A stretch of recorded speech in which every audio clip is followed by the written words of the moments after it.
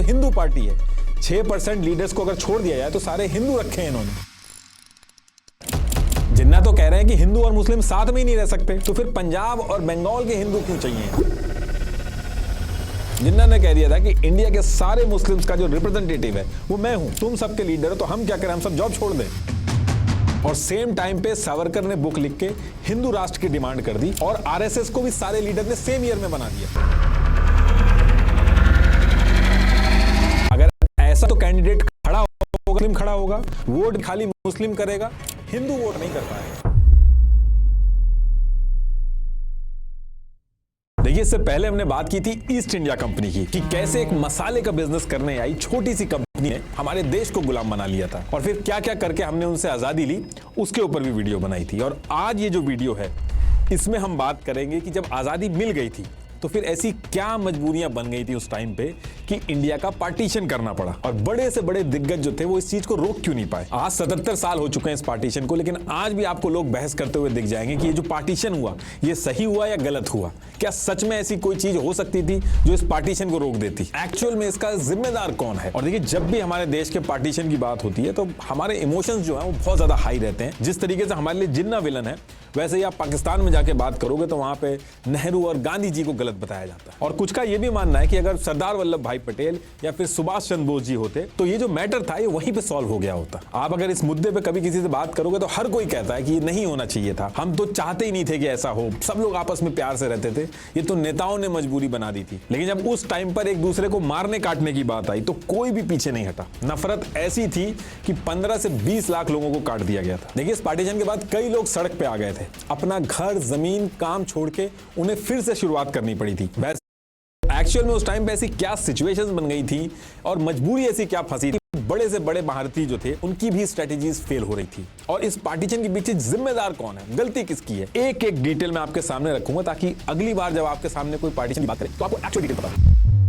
तो देखिए, ये है कराची, और कराची के इस खरादर डिस्ट्रिक्ट के इस घर में, उस टाइम पे ब्रिटिश इंडिया का पार्ट था, तो इस घर में एक जिन्ना बाई पूंजा नाम से एक बिजनेसमैन रहता था। और इस बिजनेसमैन के यहाँ पे 25 दिसंबर 1876 को एक लड़के का जन्म होता है जिसका नाम पड़ता है मोहम्मद अली जिन्ना, जो इस पूरी सिचुएशन का सबसे मेन कैरेक्टर है। जिन्ना के जो दादा थे वो पहले हिंदू थे, लेकिन बाद में इन्होंने मुस्लिम रिलीजन को अपना लिया था। इनके दादा पहले खोजा कास्ट से थे, खोजा कास्ट के लोग पहले हिंदू हुआ करते थे, फिर बाद में इन्होंने इस्लाम रिलीजन अपना लिया था, और फिर आगे जिन्ना जो थे उन्होंने भी मुस्लिम रिलीजन को ही फॉलो किया। अब जैसे जैसे जिन्ना बड़े होने लगे तो जिन्ना ने कराची के Christian missionary society high school से अपनी स्कूलिंग पूरी की, और फिर इसके बाद ये लंदन चले गए और वहां जाके अपनी लॉ की पढ़ाई करने लगे। अब काफी टाइम तक जिन्ना लंदन में रहने के बाद, वहां पे अपनी पढ़ाई करने के बाद, वकीलों के बीच में रहने के बाद, जिन्ना ईयर 1896 में कराची वापस आ जाते हैं। लेकिन जिस दिन ये कराची पहुंचते हैं उसी दिन इनकी फैमिली से इनको पता चलता है कि इनके जो फादर हैं, जो बिजनेसमैन थे, उनको पैसे का भारी नुकसान हो गया और इनके ऊपर बहुत सारा लोन हो गया। तो ये सारी चीजें जब पहुंचने के बाद इनको पता चलती हैं तो जिन्ना जो थे वो अपना कमाने का इंतजाम जो है वो शुरू कर देते हैं, और ईयर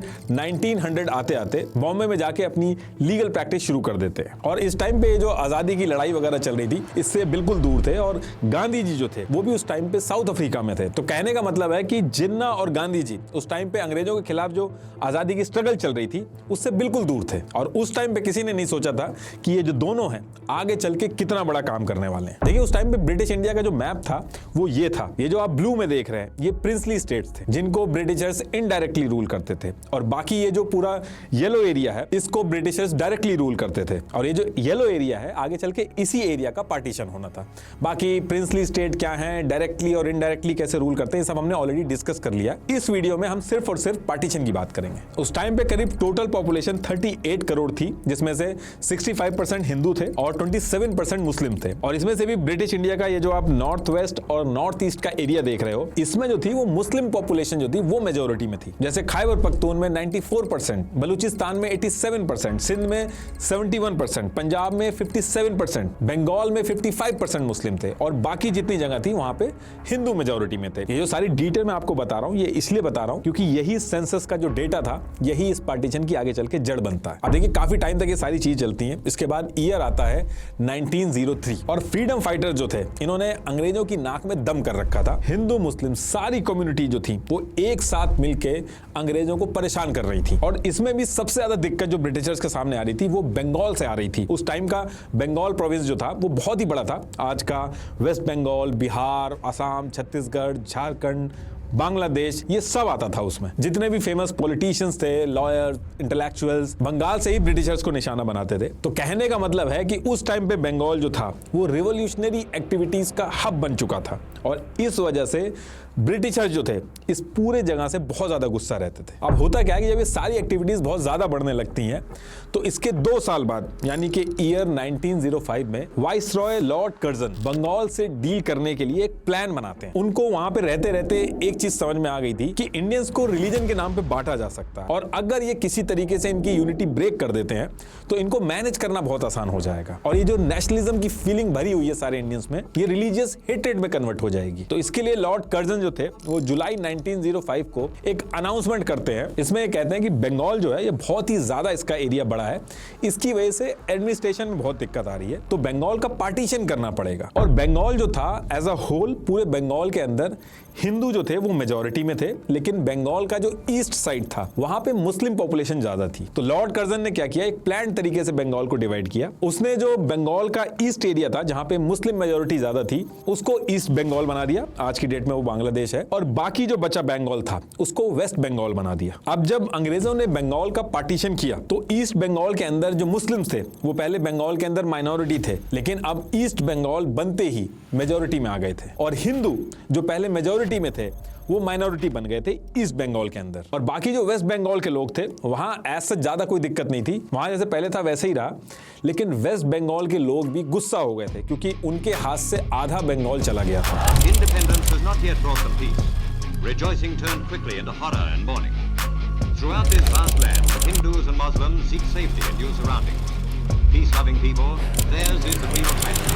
अब ये जो बंगाल का पार्टीशन हुआ था इस चीज को लेके इंडियन नेशनल कांग्रेस ने सबको इकट्ठा किया, आंदोलन करना स्टार्ट किया कि बंगाल का जो पार्टीशन है ये गलत है। लेकिन कहीं ना कहीं ईस्ट बंगाल के जो मुस्लिम्स थे उनको इस पार्टीशन से उतनी ज्यादा दिक्कत नहीं हुई। जैसे पहले एक साथ अंग्रेजों के खिलाफ लड़ाई लड़ी जाती थी, धरने दिए जाते थे, इस बार ये जो बंगाल का पार्टीशन हुआ था इसको लेके जो धरने वगैरह दिए जा रहे थे, ईस्ट बंगाल के जो मुस्लिम्स थे, एक सेगमेंट था मुस्लिम्स का, वो इसमें एक्टिवली पार्टिसिपेट नहीं कर रहे थे। और ये पहली बार एक ऐसी सिचुएशन बनी थी जहां पे एक साथ आंदोलन करने की बजाय ये डिस्कशन स्टार्ट हो गया था कि ये जो इंडियन नेशनल कांग्रेस है ये हिंदुओं की पार्टी है। पूरी पॉपुलेशन के 26% मुस्लिम्स हैं, लेकिन कांग्रेस ने अपनी पार्टी में सिर्फ 6.59% मुस्लिम डेलीगेट्स रखे हैं। और डिस्कशन ये था कि कल को अगर अंग्रेज चले भी गए, कि लड़ाई तो सब लोग लड़ रहे हैं लेकिन मुस्लिम्स जो हैं उनकी तो फिर भी नहीं चलेगी, क्योंकि कांग्रेस तो हिंदुओं की पार्टी है, इलेक्शंस भी होंगे तो हिंदू ही जीतेंगे, तो आजादी के बाद भी हमारी उतनी नहीं चलेगी। लेकिन इंडियन नेशनल कांग्रेस ने इस चीज को भांप लिया था,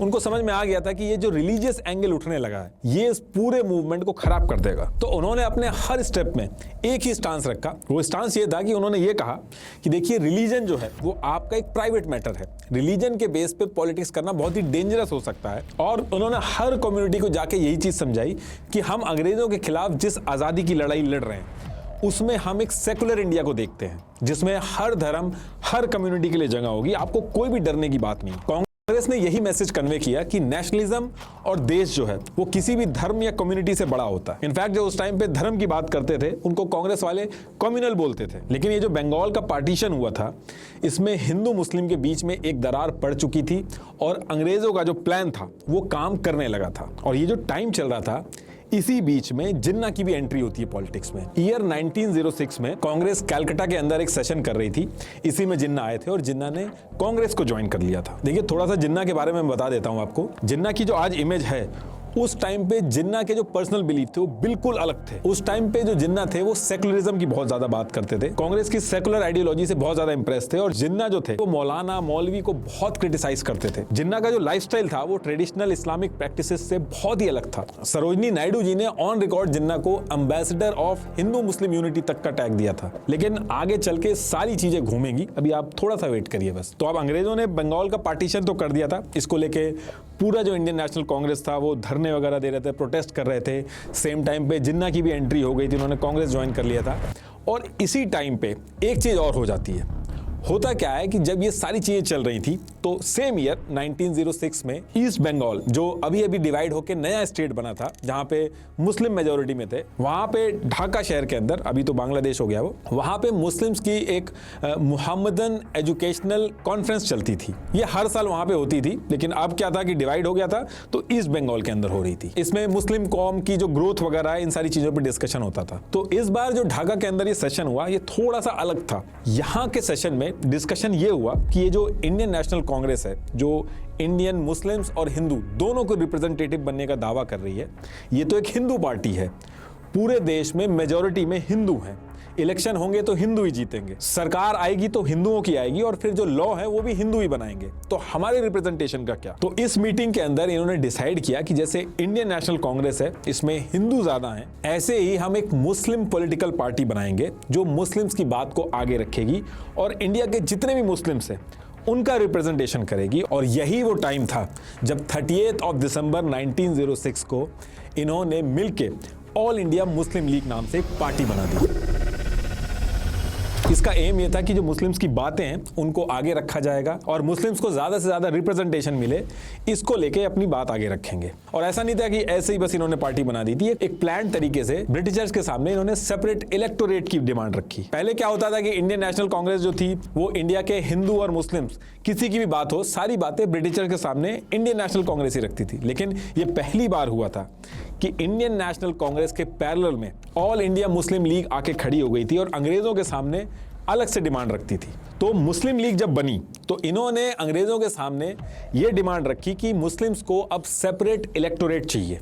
अब आपका क्वेश्चन ये होगा कि ये सेपरेट इलेक्टोरेट क्या है और इसकी डिमांड क्यों रख रहे थे मुस्लिम लीग वाले? देखिए, जब नॉर्मल इलेक्शन होते हैं तो कोई भी खड़ा हो सकता है, जिसको ज्यादा वोट मिलेंगे वो जीत जाता है। अब इसमें दिक्कत ये होती है कि जो कम्युनिटी नंबर्स में ज्यादा होती है, जिसको वो चाहते हैं वही इलेक्शन बार बार जीतता है। और ऐसे में जो माइनॉरिटी होती है, जिसके लोग कम होते हैं, उसके चुने हुए लोग कभी पावर में आ ही नहीं सकते, क्योंकि अल्टीमेटली तो वोट ही काउंट होंगे। तो मुस्लिम लीग ने ये जो सेपरेट इलेक्टोरेट की डिमांड रखी थी, इसमें ये कहा इन्होंने कुछ जगह पे हमें सेपरेट इलेक्टोरेट दे दो। इसमें होगा ये कि वहां पे सिर्फ मुस्लिम कैंडिडेट्स ही खड़े होंगे और जो वोट करेंगे वो भी सिर्फ मुस्लिम्स ही होंगे, बाकी कोई और नहीं करेगा। मान लो एक एरिया है, वहां पे 100 लोग रहते हैं, जिसमें से 60 मुस्लिम्स हैं और 40 जो हैं वो बाकी की कम्युनिटी हैं। और अगर सेपरेट इलेक्टोरेट का सिस्टम होगा तो ये जो 60 मुस्लिम्स हैं सिर्फ यही वोट करेंगे, बाकी के जो 40 लोग हैं वो वोट नहीं करेंगे। और जो कैंडिडेट्स खड़े होंगे वो भी मुस्लिम्स ही खड़े होंगे। इससे होगा ये कि माइनॉरिटी के जो लोग हैं वो भी पावर में आएंगे। और अंग्रेज ऐसी ही सिचुएशन चाहते थे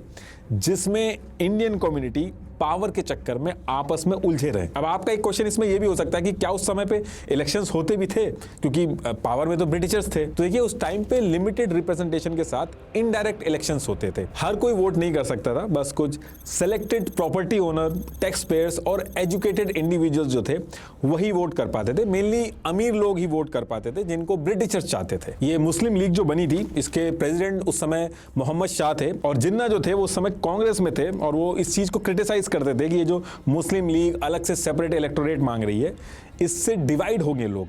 तो ये चीज को वो क्रिटिसाइज करते थे। लेकिन आगे चल के सिचुएशन ऐसे चेंज होगी कि जिन्ना खुद ही सेपरेट इलेक्टोरेट के लिए अपना दम खम लगा के लड़ेंगे। और ये जो मुस्लिम लीग उस समय बनी थी तो इसमें ऐसा नहीं था कि सारे के सारे मुस्लिम्स का सपोर्ट आ गया था। बस कुछ अमीर मुस्लिम्स जो लैंडलॉर्ड थे उनका ही सपोर्ट था मुस्लिम लीग को, बाकी जो सपोर्ट था मुस्लिम्स का वो कांग्रेस को ज्यादा था। और यही रीजन था कि इंडियन नेशनल कांग्रेस जो थी वो कहती थी कि ये जो मुस्लिम लीग है, ये जो कह रही है कि इंडिया के जो सारे के सारे मुस्लिम्स हैं उनके हम रिप्रेजेंटेटिव हैं, तो ऐसा कुछ भी नहीं है। इंडिया के जो हिंदू और मुस्लिम जितनी भी कम्युनिटी है सबके रिप्रेजेंटेटिव हम हैं, यानी कि इंडियन नेशनल कांग्रेस है। लेकिन आगे चल के ब्रिटिशर्स ने मुस्लिम लीग को एक अलग तरीके से सपोर्ट करा ताकि वो उनके लॉयल बने रहे। और कांग्रेस चाहती थी कि पैरेलल में आके मुस्लिम लीग खड़ी हो, क्योंकि तभी वो मैनेज हो पाएंगे। तो अब इसके कुछ टाइम बाद, यानी कि ईयर 1909 में मुस्लिम लीग वाले क्या करते हैं, ये जो उनकी सेपरेट इलेक्टोरेट की डिमांड थी, इसको लेके मुस्लिम लीग वाले शिमला पहुंचते हैं और लॉर्ड मिंटो और लॉर्ड मॉर्ले से जाके मिलते हैं। उनके सामने अपनी सारी डिमांड रखते हैं कि उनको कैसे भी करके सेपरेट इलेक्टोरेट चाहिए। और अंग्रेज जो थे वो बड़े आराम से इस डिमांड को मान लेते हैं। तो उस टाइम पे united province, Bengal, Punjab, Bombay presidency, Madras presidency, central province, यहाँ पे अंग्रेज कह देते हैं कि अब यहाँ पे मुस्लिम्स के लिए सेपरेट इलेक्टोरेट होंगे और इसके साथ साथ सेंट्रल लेजिस्लेटिव काउंसिल में भी मुस्लिम्स के लिए सीट जो थी वो रिजर्व कर दी गई। ये जो ईयर 1909 के मॉर्ले मिंटो रिफॉर्म्स थे, इसके आने के बाद मुस्लिम लीग बहुत ज़्यादा खुश हो जाती है। इनफैक्ट इंडिया की जो पूरी मुस्लिम पॉपुलेशन थी उसके अंदर भी मुस्लिम लीग बहुत ज़्यादा पॉपुलर होने लगती। ये जो मुस्लिम लीग ने सेपरेट इलेक्टोरेट दिलवाया था मुस्लिम्स को, इस एक इंसिडेंट की वजह से बहुत ही कम टाइम में मुस्लिम लीग जो थी वो इंडियन नेशनल कांग्रेस के पैरेलल में आके खड़ी हो गई थी। और अब जब मुस्लिम लीग की पॉपुलैरिटी बढ़ती है तो जिन्ना जो कि कांग्रेस में थे, उन्होंने ईयर 1913 में मुस्लिम लीग को ज्वाइन कर लिया। मतलब कि कांग्रेस को छोड़ा नहीं, उन्होंने एक साथ कांग्रेस और मुस्लिम लीग दोनों को ज्वाइन किया। उस टाइम पे जिन्ना का ये कहना था कि ऐसा करके ये हिंदू मुस्लिम यूनिटी को मेंटेन कर पाएंगे और मुस्लिम लीग और कांग्रेस जो अलग अलग रास्ते पे चल रही है, इससे काफी दिक्कतें आएंगी आजादी में। तो एक रास्ता बनाया जाएगा जिससे मुस्लिम लीग और कांग्रेस जो है वो एक साथ आके अपने मेन गोल को अचीव करे, ब्रिटिशर्स से आजादी, ना कि आपस में लड़े। और इस चीज से कांग्रेस जो थी वो भी खुश थी, क्योंकि कांग्रेस कुछ भी करके मुस्लिम लीग को अपने साथ ही रखना चाहती थी, वो और डिवाइड नहीं करना चाहती थी। और मुस्लिम लीग ज्वाइन करने के बाद जिन्ना जो थे वो इन दोनों की मीटिंग करवाते हैं लखनऊ के अंदर, जिसको लखनऊ पैक्ट के नाम से भी जाना जाता है।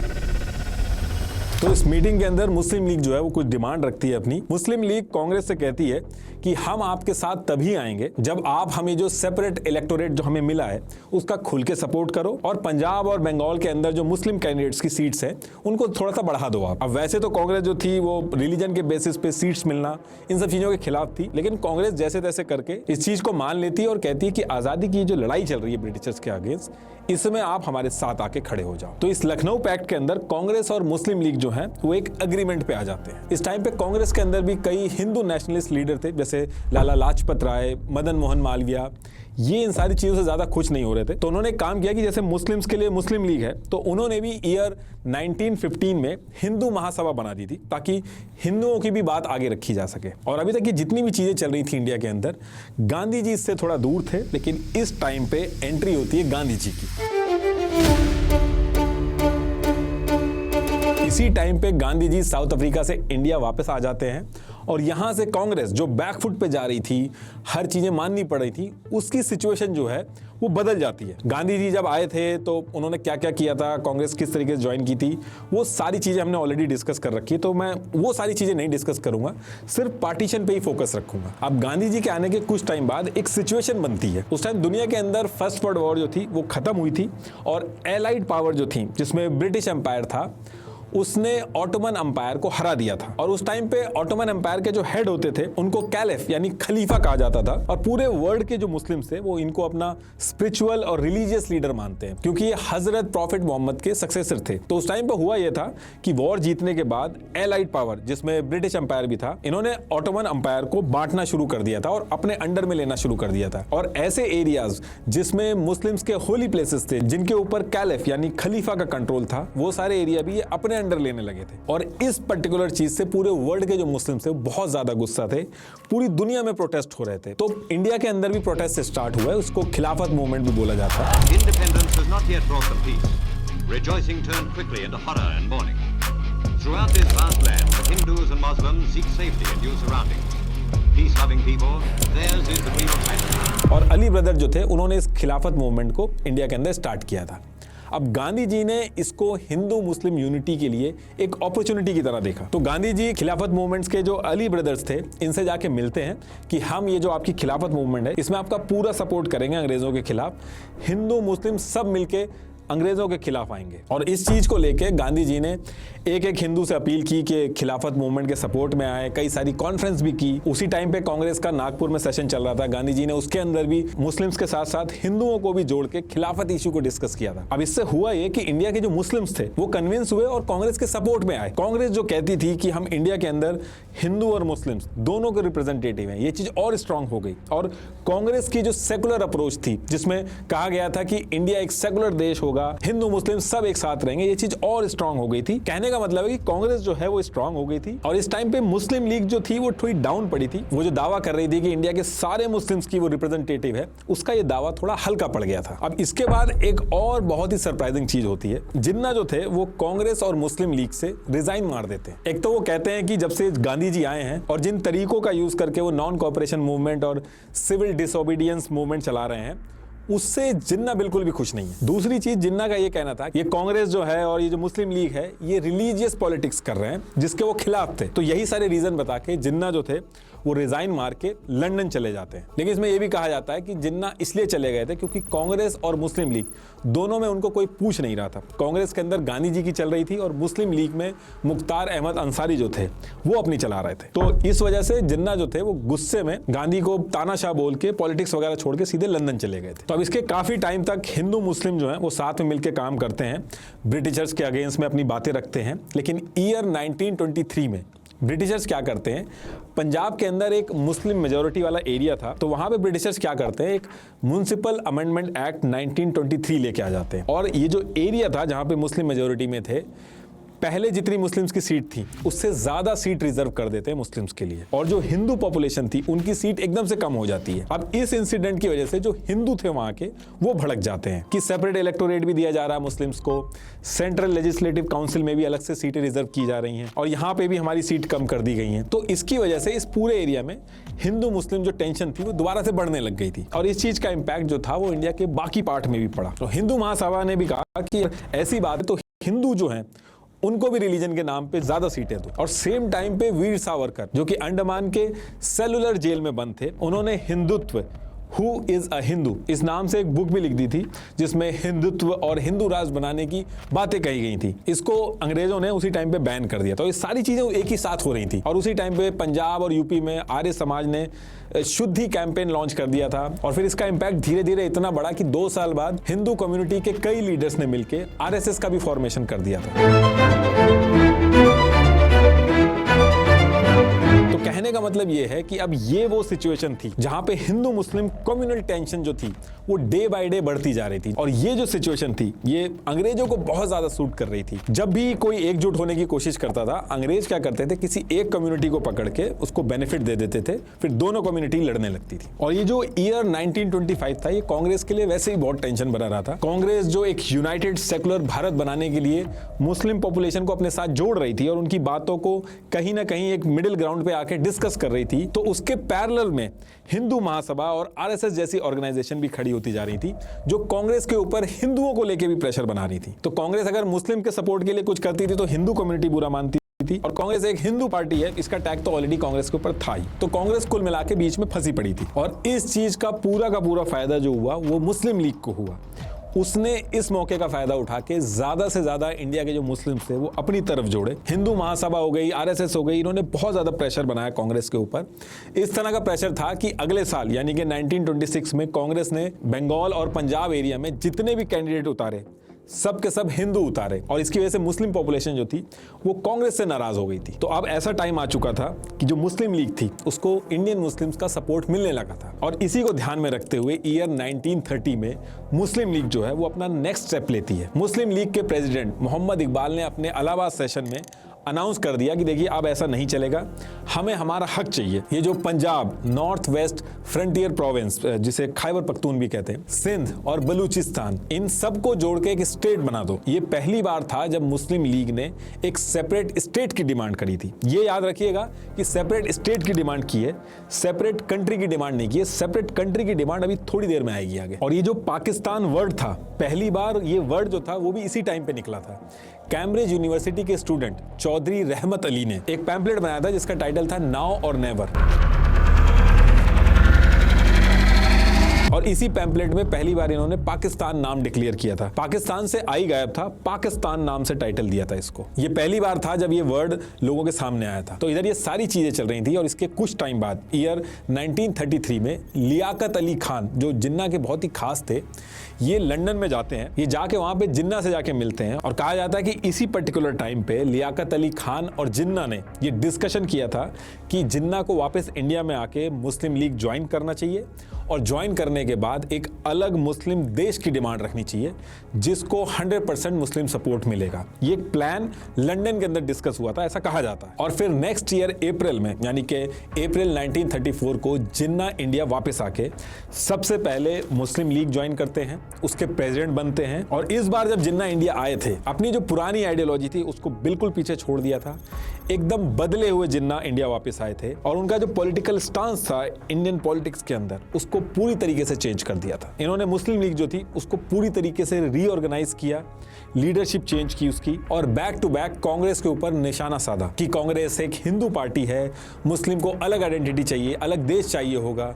जो टू नेशन थ्योरी थी कि हिंदू मुस्लिम एक साथ नहीं रह सकते, जिन्ना ने इंडिया के एक एक मुस्लिम को यह समझाना चालू किया और यूनाइट करना चालू किया। जिन्ना ने मुस्लिम्स को यह समझाया कि ये जो कांग्रेस है ये यूनाइटेड सेकुलर इंडिया के नाम पे मुस्लिम्स को कुछ भी नहीं देगी, सारी जो पावर है वो हिंदुओं के हाथ में रहेगी। अब इसके बाद क्या होता है कि ईयर 1935 आते आते ये जो अंग्रेज थे, रिवॉल्यूशनरी एक्टिविटीज इतनी ज्यादा बढ़ गई थी इंडिया के अंदर कि इनके ऊपर भी बहुत ज्यादा प्रेशर था और इन्होंने मजबूरी में इस प्रेशर को रिलीज करने के लिए ये लोग लेके आते हैं गवर्नमेंट ऑफ इंडिया एक्ट 1935। तो जैसा मैंने आपको अभी थोड़ी देर पहले बताया था कि पहले लिमिटेड लोग ही वोट कर पाते थे, तो इस एक्ट में वैसे तो बहुत सारी चीजें थी, लेकिन जो मेन चीज थी वो ये थी कि इलेक्शन में कौन वोट करेगा, उनके जो नंबर्स हैं, आम जनता के जो नंबर्स हैं वो बढ़ा दिए गए थे।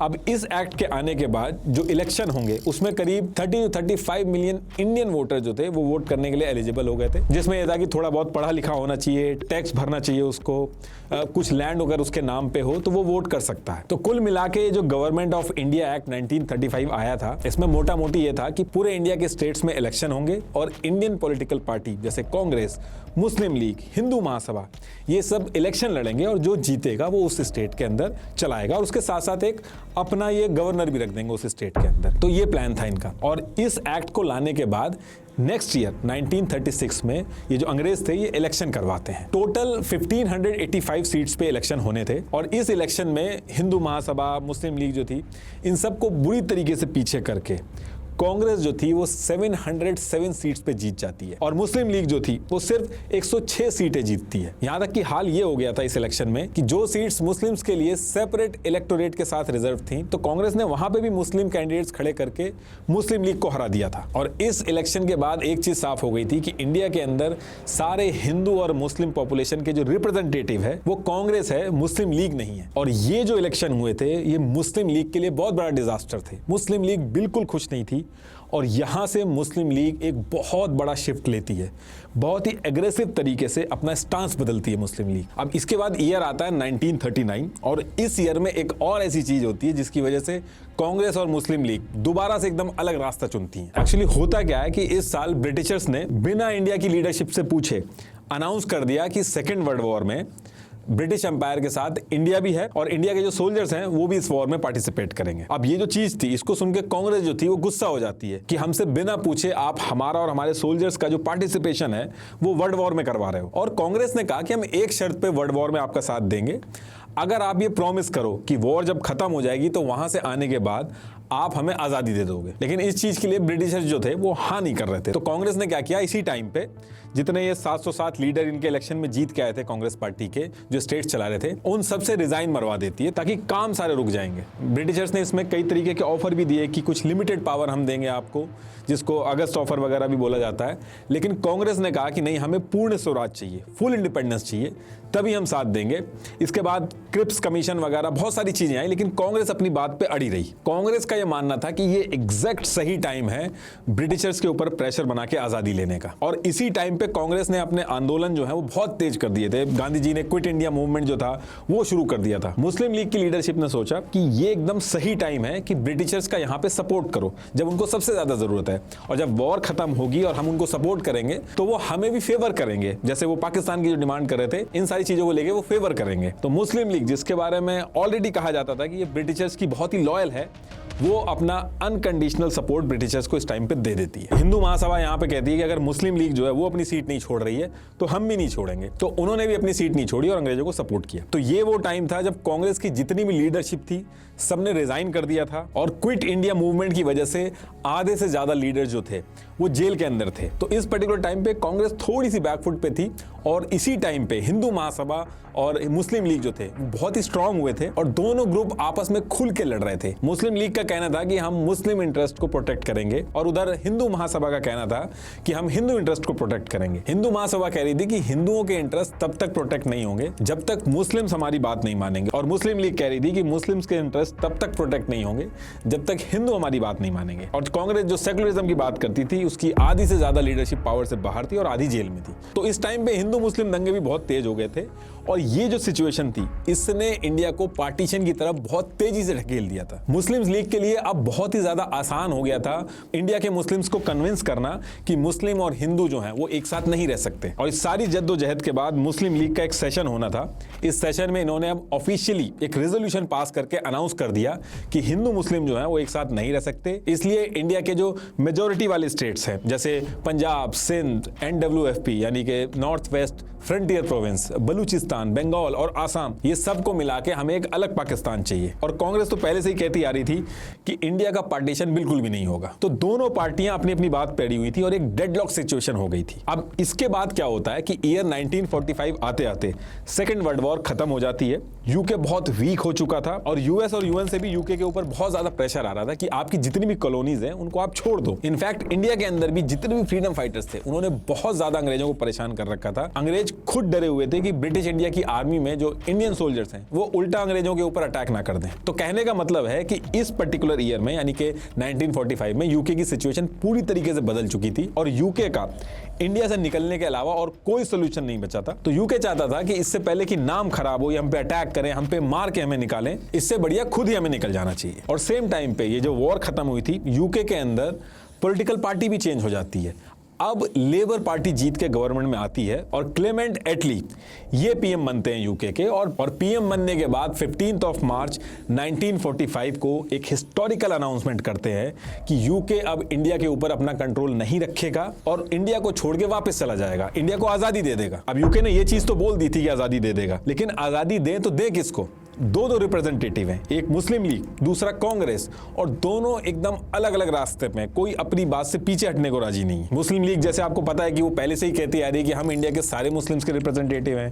कांग्रेस कह रही है कि इंडिया के अंदर जितने भी लोग हैं, हिंदू मुस्लिम, सबके रिप्रेजेंटेटिव हम हैं। तो आज़ादी का डिस्कशन होना किससे है और किस तरीके से होना है, इसके बारे में कुछ क्लैरिटी नहीं आ रही थी। तो अब इसके लिए ब्रिटिशर्स क्या करते हैं, अगले साल यानी कि 1946 के स्टार्टिंग में ब्रिटिशर्स एक इलेक्शन करवाने की बात करते हैं। और इलेक्शन करवाने के पीछे का जो मेन रीजन था वो ये था कि अंग्रेज चाहते थे इंडिया की जो पॉलिटिकल पार्टीज हैं जैसे मुस्लिम लीग, कांग्रेस, ग्राउंड लेवल पे लोगों का सपोर्ट किस तरीके का है, लोग क्या चाहते हैं। और इस इलेक्शन को कराने के पीछे एक और रीजन था कि ये मुस्लिम लीग जो अलग पाकिस्तान बनाने की जो डिमांड कर रही है, लोगों में ये डिमांड कितनी स्ट्रांग है, और कांग्रेस ये जो सेकुलर और यूनाइटेड भारत की बात कर रही है, इसको कितना सपोर्ट मिल रहा है लोगों के बीच में। तो कहने का मतलब है कि इस इलेक्शन से यूके ये समझना चाहता था कि जब वो इंडिया को छोड़ के जाएंगे तो किस तरीके से पावर शेयरिंग होगी, किसको क्या देना होगा, पार्टीशन होगा या नहीं होगा, होगा तो किस तरीके से होगा, इसको लेके क्लैरिटी आएगी। ये जो इलेक्शन होना था ये मुस्लिम लीग और कांग्रेस के बीच में एक डायरेक्ट कंपटीशन था, जिसमें कांग्रेस जो थी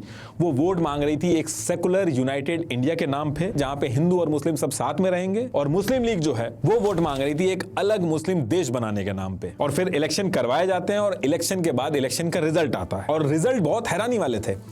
कांग्रेस हिंदू मेजोरिटी वाले एरिया में जीत जाती है। 1585 सीट्स में से 923 सीट्स कांग्रेस को मिल जाती हैं। लेकिन इसमें सरप्राइजिंग बात यह थी कि मुस्लिम लीग जो थी, जो मुस्लिम रिजर्व एरिया थे, उसमें उसको 90% से ज्यादा वोट मिले थे। टोटल 482 सीट्स में से 425 सीट्स मुस्लिम लीग बड़े आराम से जीत गई थी। मतलब कि इस इलेक्शन से साफ हो गया था कि मुस्लिम लीग जो है वही इंडिया के मुस्लिम्स की असली रिप्रेजेंटेटिव है। और इस इलेक्शन के बाद कहीं ना कहीं हर किसी को रियलाइज हो गया था कि अब इंडिया का पार्टीशन होके रहेगा। ब्रिटिशर्स ने ट्राई किया कि दोनों पार्टी जो है, कांग्रेस और मुस्लिम लीग, इनको मिला के एक इंटरिम गवर्नमेंट भी बनाई जाए, लेकिन मुस्लिम लीग ने उसमें काम ही नहीं होने दिया। जिन्ना अलग देश की डिमांड पे पूरी तरीके से अड़े हुए थे, और नेहरू जो थे वो भी अपनी बात से पीछे नहीं हट रहे थे। अब सिचुएशन ऐसी थी कि ब्रिटिशर्स को जल्दी से जल्दी इंडिया से निकलने था, लेकिन फिर से कोई सोल्यूशन बन नहीं रहा था। तो यूके ने क्या किया, यूके ने अपने 3 कैबिनेट मिनिस्टर इंडिया भेजे ताकि इंडिया के अंदर एक सोल्यूशन निकाला जा सके, और इसको कैबिनेट कमीशन बोला गया। तो अब 24 मार्च 1946 को यूके से ये तीनों कैबिनेट मिनिस्टर जो थे वो इंडिया पहुंच जाते हैं ताकि ये डिसाइड हो सके कि कैसे आगे इंडिया के अंदर सरकारें चलेंगी, पॉलिटिकल पार्टी चाहती क्या है, कॉन्स्टिट्यूशन कैसा होगा, पावर डिस्ट्रीब्यूशन किस तरीके से किया जाए, ये काम इनका था। ये लोग बहुत कोशिश करते हैं, 3 से 4 वीक तक मल्टीपल मीटिंग्स करते हैं कांग्रेस के साथ, मुस्लिम लीडर्स के साथ, हर एक लीडर के साथ, लेकिन कोई सोल्यूशन नहीं निकलता है। जिन्ना और नेहरू दोनों अपनी अपनी बात पे अड़े हुए थे और ब्रिटिशर्स जो थे वो जल्दी से जल्दी इंडिया से निकलना चाह रहे थे। तो कैबिनेट मिशन जो आया था वो इतना ज्यादा फ्रस्ट्रेट हो गया था कि इसने 16 मई 1946 को खुद से अनाउंस कर दिया कि लोग आपसी सहमति नहीं बना पा रहे हो तो इंडिया को आजादी कैसे मिलेगी उसका प्लान जो है वो हम खुद से बना के आपको दे रहे हैं। और फिर थोड़े टाइम बाद कैबिनेट मिशन जो था उसने अपना एक प्लान बना के पब्लिश कर दिया। इस प्लान के अंदर सबसे पहली चीज कही गई कि इंडिया का कोई भी पार्टीशन नहीं होगा। दूसरी चीज इसमें इन्होंने कही कि कम्युनल रिप्रेजेंटेशन यानी कि जो सेपरेट इलेक्टोरेट है किसी भी रिलीजन या कम्युनिटी को नहीं दिया जाएगा। और फिर इसके बाद इन्होंने 3 रिकमेंडेशन देके एक प्लान समझाया जिसमें इन्होंने 3 चीजों के ऊपर बात करी, जिसमें प्रोविंशियल यानी कि स्टेट्स की ग्रुपिंग थी, दूसरी प्रिंसली स्टेट के बारे में बताया था, तीसरी चीज कॉन्स्टिट्यूशन बनाने के लिए कॉन्स्टिट्यूएंट असेंबली कैसे बनेगी उसके बारे में बताया था। पहला पॉइंट प्रोविंशियल यानी कि स्टेट्स की जो ग्रुपिंग थी कि इंडिया के जितने स्टेट्स हैं इनको 3 ग्रुप में डिवाइड कर देंगे, ग्रुप ए, ग्रुप बी और ग्रुप सी। ग्रुप ए में इन्होंने रखे united province, Bombay, Madras, central province, Bihar और उड़ीसा। ग्रुप बी में रखे Punjab, Sindh, north west frontier province और बलूचिस्तान। और ग्रुप सी में इन्होंने रखे बंगाल और असम। अब अगर ये तीनों ग्रुप को अगर आप ध्यान से देखोगे तो इसमें आप नोटिस करोगे कि ग्रुप ए जो है उसमें हिंदू मेजॉरिटी वाले स्टेट्स हैं और ग्रुप बी और ग्रुप सी में मुस्लिम मेजॉरिटी एरियाज है। इसके साथ साथ इसमें इन्होंने कहा कि जितने भी हमने स्टेट्स डिवाइड किए हैं यानी कि प्रोविंस डिवाइड किए हैं ये अपना खुद का एक कॉन्स्टिट्यूशन बनाएंगे, फिर सब मिलके पूरे देश का कॉन्स्टिट्यूशन बनाएंगे। तो बेसिकली इसमें जो पूरा अनडिवाइडेड इंडिया था